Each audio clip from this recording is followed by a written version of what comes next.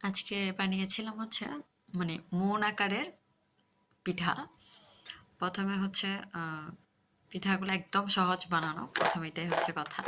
আর তারপর হচ্ছে এটাতে একটু মিষ্টি দিয়েছিলাম আমি, এই তো আটা, তারপর হচ্ছে চিনি, আর সামান্য পরিমাণ লবণ। আর আমি চিনি হচ্ছে 2 চামচ দিয়েছিলাম, 2 টেবিল চামচ, কারণ একটু মিষ্টি করব। তারপর 1 টেবিল চামচ হচ্ছে যে সয়াবিন তেল দিয়ে হচ্ছে যে আটাটাকে একটু মেখে নিব। তারপর গরম পানি দিয়ে কাইটা পুরোটা আমি মেখে নিয়েছি, হালকা কুসুম গরম পানি, কারণ ঠান্ডা পানি দিলে একটু শক্ত শক্ত লাগে আমার কাছে, তাই। তো মেখে নেওয়ার পর এরকম হয়েছে।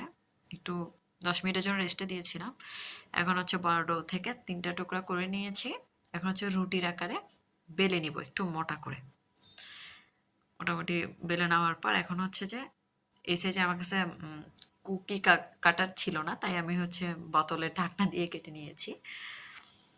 এই তো মন আকারের একদম সাইড করে করে কেটে নিলে হচ্ছে হয়ে যাবে। তারপর এখন ভেজে নিব সাদা তেলে, তেল গরম হয়ে আসলেই তো ব্রাউনি ব্রাউনি হয়ে এসেছে এখন। তো লাল লাল হয়ে আসলে এখন হচ্ছে নামিয়ে নিব, এভাবে করে সবগুলো ভেজে নিব। আর দেখেন, আর খুব মজা, এটা স্বাস্থ্যকরও।